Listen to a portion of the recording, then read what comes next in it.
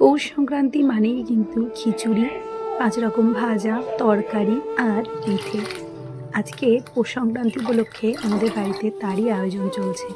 সামান্য একটু দুধ পুলি বানানো, আর সেটা বানাবে আমার বাবা। বিভিন্ন উৎসবের মধ্যে এটাও একটা গ্রাম বাংলার, বিশেষ করে গ্রাম বাংলার শহরের লোক না জানলেও, শহরের লোকও জানে, না জানার কোনো কারণ নাই, কিন্তু গ্রাম বাংলায় এই চলটা বেশি, যেহেতু আমরা গ্রামের লোক, ছোটকালে গ্রামেই বসবাস করেছি। আমাদের মা বাবা পারিবারিক যৌথ ফ্যামিলিতে দেখতাম এর একটা উৎসবের আমেজ সৃষ্টি হতো।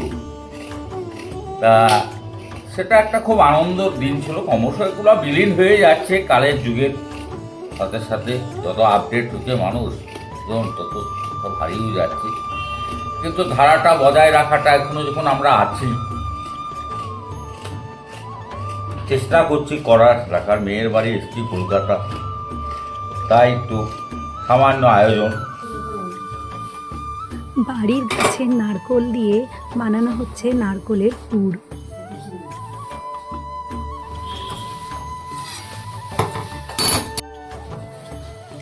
এবারে হচ্ছে নারকেল কোড়া দিয়ে নারকেলের পুর করা হবে লাড়ু, এই পিঠের, তারই প্রস্তুতি চলছে।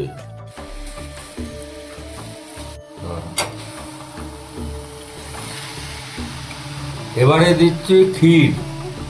ক্ষীর দিলে এই নারকেল কোড়ার যে ছাইটা হচ্ছে পিঠের, সেটা খুব টেস্টি হয়।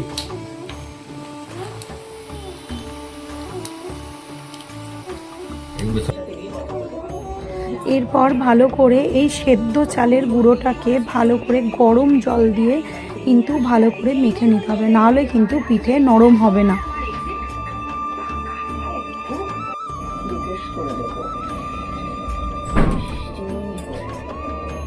আটা মাখার মতো করে অল্প অল্প করে গরম জল দিয়ে ভালো করে মেখে তারপরে গোল গোল ছোট্ট ছোট্ট বলের মতো করে নিয়ে তার মধ্যে ভরতে হবে নারকোলের পুর বা চাঁচির বা সন্দেশের, যার যেটা পছন্দ সেই রকমের পুর ভরে তারপরে গরম দুধের মধ্যে দিয়ে ফোটাতে হবে ভালো করে।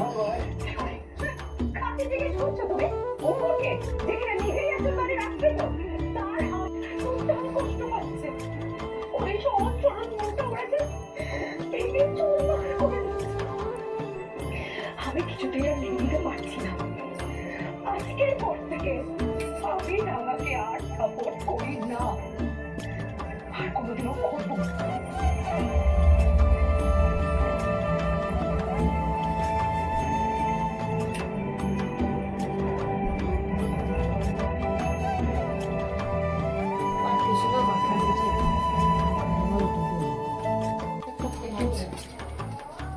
ফুটন্ত দুধের মধ্যে পিঠেগুলোকে দিয়ে মোটামুটি 15 থেকে 20 মিনিট মতো সেদ্ধ করে নিতে হবে। আর সবার লাস্টে কিন্তু দিতে হবে খেজুরের গুড়। গুড় দিলে কিন্তু আগে গুড় দিয়ে ফোটালে দুধ কিন্তু কেটে যেতে পারে, তাই চিনি আপনারা আগে দিতে পারেন, কিন্তু গুড় দিলে একদম লাস্টে। গ্যাস অফ করে গুড়টা দিয়ে দিতে হবে, নাহলে কিন্তু এই এতটা দুধ পুরো কেটে ছানা হয়ে যাবে।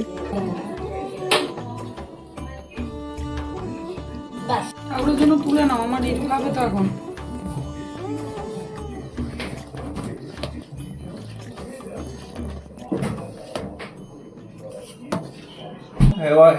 এবারে পিঠে কমপ্লিট। দুধের সাথে ফুটানো হলো দুধ, নলেন গুড়, নতুন গুড়, ক্ষীর, সব কিছু দিয়ে হয়ে গেল। এবার কমপ্লিট আমার কোর্স।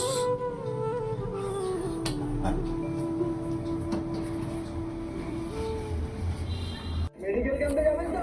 হ্যাঁ, ডক্টর কত দিবস তো যেটা অ্যারেঞ্জ করেছে।